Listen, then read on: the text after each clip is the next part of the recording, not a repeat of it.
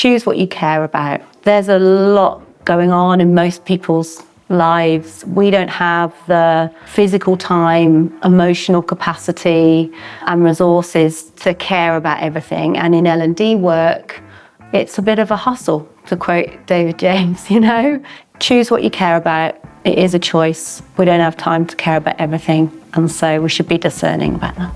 Welcome to the Rogue L&D Hot Shots podcast, a short podcast allowing you to meet some of the brilliant folk driving people performance and development forward in an informal and human way. My name's Tom Bailey, award-winning L&D leader and passionate maverick for all things development. Join me as I ask just 10 questions of some of the industry's most innovative and interesting people. Tell us about yourself. Hi, I'm Jennie Brown. I'm a managing consultant for leadership initiatives worldwide, which is a bit of a mouthful, so we call it LIW.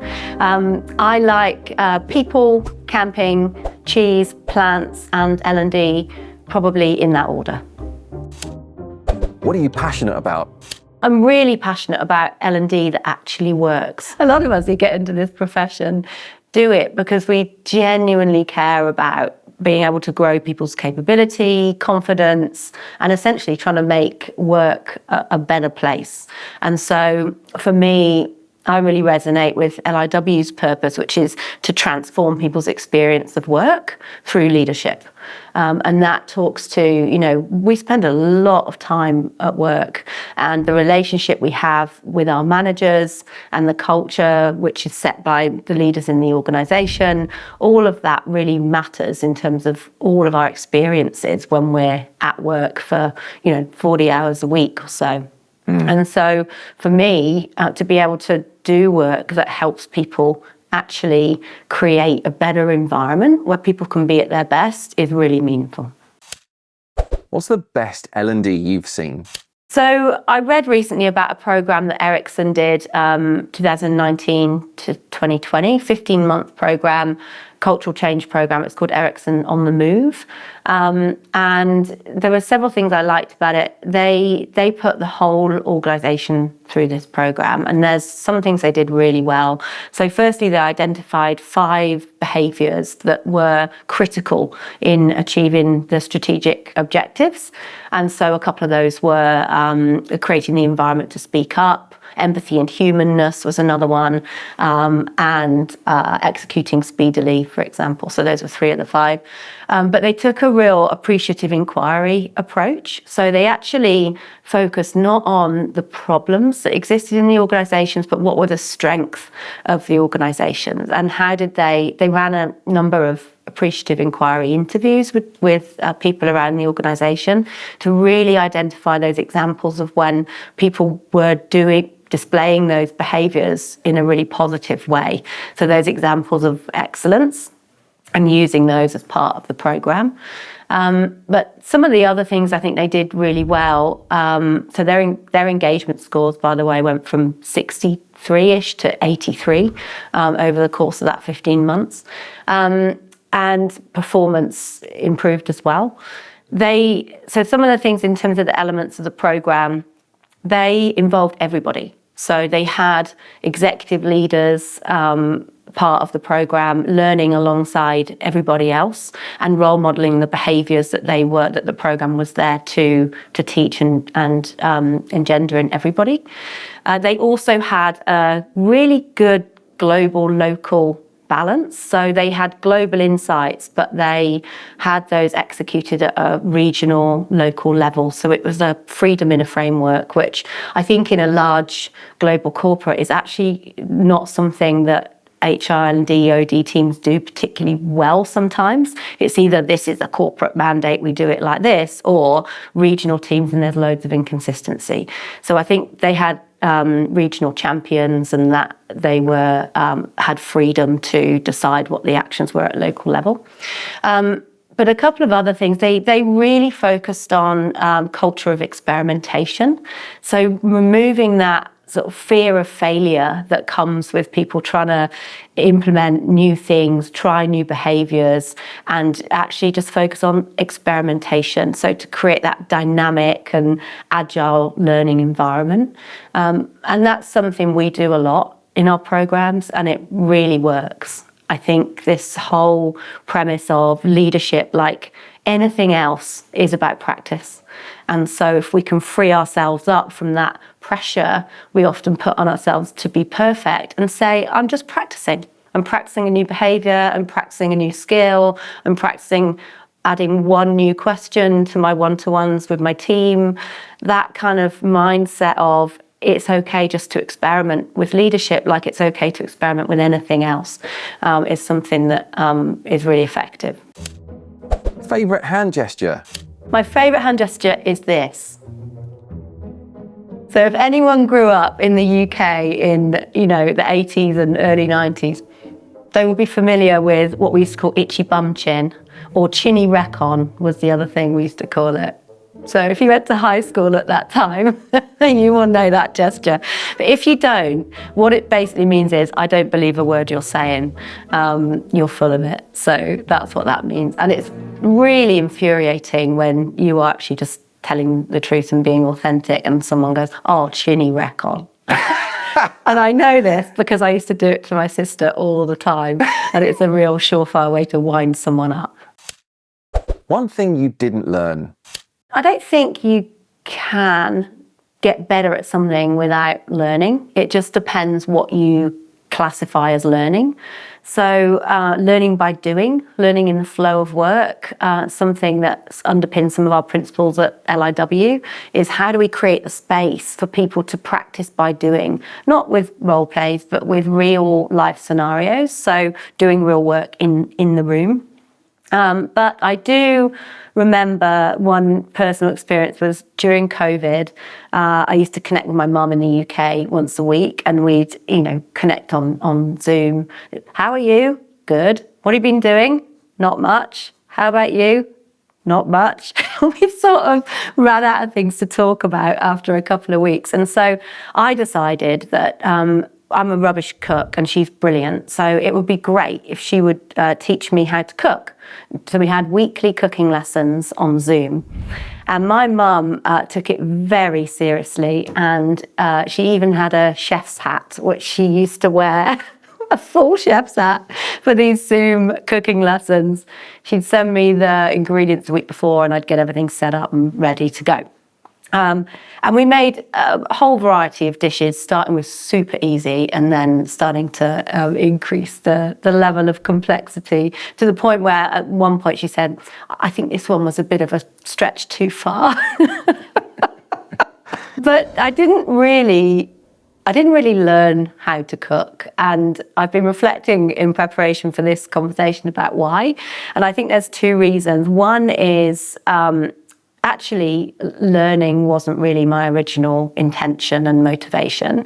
My intention was just around connection. I wanted us to do something together that we could connect during the process of doing it. And the second was I just didn't practice. So I made each recipe once and then I never really made those recipes again. And so I was thinking about, that in L&D, really the same things apply. If we haven't got a really clear idea of what the expectation is at the end of the engagement or program and what it is that those people are going to be able to do differently, and we don't create the environment for them to practice and try and fail and hone their skills, then it just doesn't last. The learning doesn't last. Proudest moment? So proudest moment, I think, was with a team member that came to work on my team. In this role, there wasn't an L&D team. I was the first person outside of the US managing the L&D for Europe. And I recruited an intern who was amazingly clever and astute and fantastic, but quite inexperienced and never worked in a corporate job in L&D before. And so we started to run a general managers forum. We had 18 general managers in Europe across 28 countries. They were all really experienced in automotive and in tech, and the feedback from the business was didn't really need a development program or a leadership development program because they were so experienced in those roles. So we ran a development program by stealth, I suppose I would say. We started to have quarterly meetups and introduce coaching skills and activities, and they actually loved it and got a lot from it. And one of the initiatives we were running is to increase engagement scores, and that was my intern's job to manage engagement as part of the organisation. So I invited her to do a session at the GM Forum to really help them understand the link between engagement, performance and business results, and how focusing on engagement wasn't an HR job. It's not HR stuff that we can put over there. This will be familiar to many of you, I'm sure. But in those local areas and countries, how do they actually start to pay attention to engagement as a way of increasing performance? And I remember sitting in the room and she was pretty nervous and I hadn't given her a lot of direction because I'd been so swamped with other things. And she just did an amazing job. And she had, those 18 really experienced people, probably doing them a disservice, but 45 upwards they were, all male. And she was 23, intern, and talking to them about why engagement was important for them from the point of view of business results, client relationships, revenue, tracking back to performance, tracking back to engagement. Why should they pay attention to it? Why was it their problem and their solution to be part of as well? And the impact that had increased engagement scores significantly when they went back to their regions. But, being able to offer her that opportunity and see her grow through that experience was incredibly, I was incredibly proud. Worst experience in L&D? I think it's like a montage of experiences rather than one, but they have common traits that I'm sure people watching and listen to this will resonate with too. One is this kind of obsession in organisations with imparting information. So this, I think, belief that if we tell them more times, they will be better. If we tell them what's expected or how to lead or what we want them to do, give more information, they will be more competent, more skilled, better leaders, better team members. Their performance will increase. And this obsession with pushing out information. And so any programs where, you've got 120 slides and a workbook like that, which, gives participants so much to digest, but really leaves them to do the work between understanding all of that in the context of their own work and role, and also making the leap to apply it to real scenarios. And so, we have a saying in LIW, which is information doesn't equate to understanding. And what we should be doing with participants is actually thinking about measuring their level of understanding and meaning making. Like, what meaning do they make of this information, and how does that apply to their role and their job, rather than here's more stuff to look at. When we've got values and we've got competencies and we've got leadership expectations and we've got a mission and a vision and a purpose and a leadership philosophy. So you're giving me 10 things that tell me what I'm supposed to be doing, and I can't even understand all of those and deliver to the customer. So that's one trait that I've come across quite a number of times in my career. But the other one is where in L&D initiatives, there's no involvement at all from the line managers. That's a real bugbear of mine. It just probably should have been in the soapbox section, but anything that seeks to help people develop but doesn't engage or communicate or involve the line manager as part of that process, as the person who usually gives them feedback, does their performance reviews, that they go away and do learning in a bubble and then get plonked back in their team with a manager who isn't connected with what we have I've tried to create the space for them to learn. Best celebrity moment. Oh, yeah, I haven't met a lot of celebrities. I saw Halle Berry once from a bus in New York, and she looked pretty fantastic.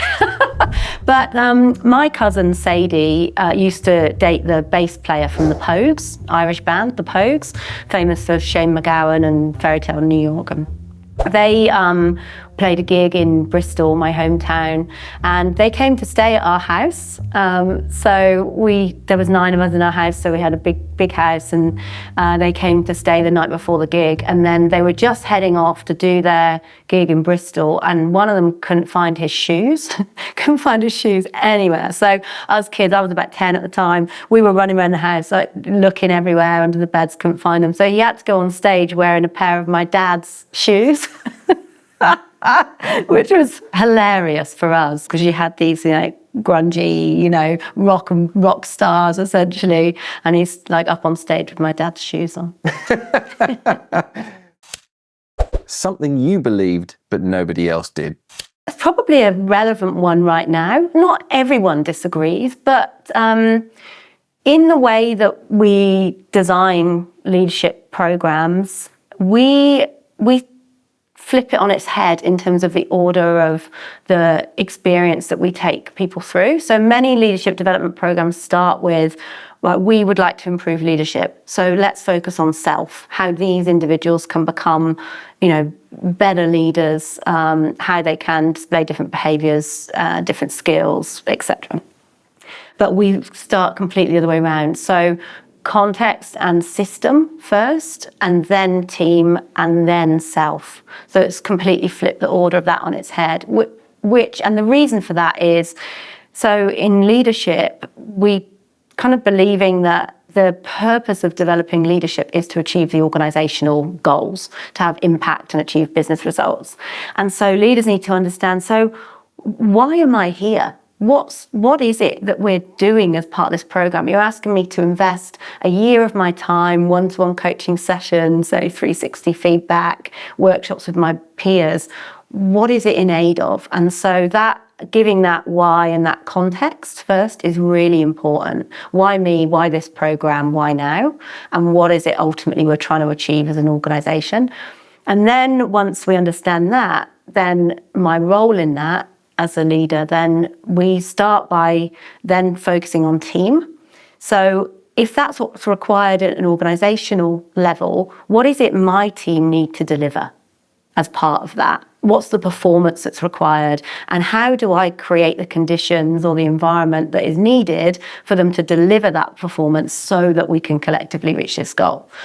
Once I know how to do that, build trust, psychological safety, coach and develop my team, focus on execution, then I can start to think about, so what does this require from me as a leader? If I want to generate this performance in these conditions, what is it I need to be doing more of, less of, or differently in pursuit of achieving that? So that's a bit of a long answer, but I think that's probably the thing that I think about the most, that I feel and have seen makes complete sense in terms of how we approach L&D for leadership development. But it's very different to how lots of other organisations do it.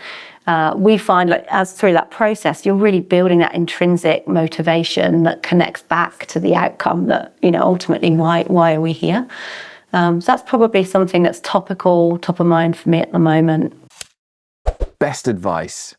So I think probably curiosity and practice are 2 of the most valuable things that we can demonstrate to improve human relationships. That would probably be one. And then the second one is choose what you care about. There's a lot going on in most people's lives. We don't have the physical time, emotional capacity, and resources to care about everything. And in L&D work, it's a bit of a hustle, to quote David James, It's a hustle. We're often having to really fight our cause, fight our case at work to get budget for programs that we know will have a real impact on the organisation. And it's challenging. So choose what you care about. It is a choice. We don't have time to care about everything, and so we should be discerning about that. Thank you to our guest and to you for listening. If you want to boost the impact of your organisation's people development practices, I'd love to connect. You can find me at thomasbailey.co. Alternatively, you can look me up on LinkedIn.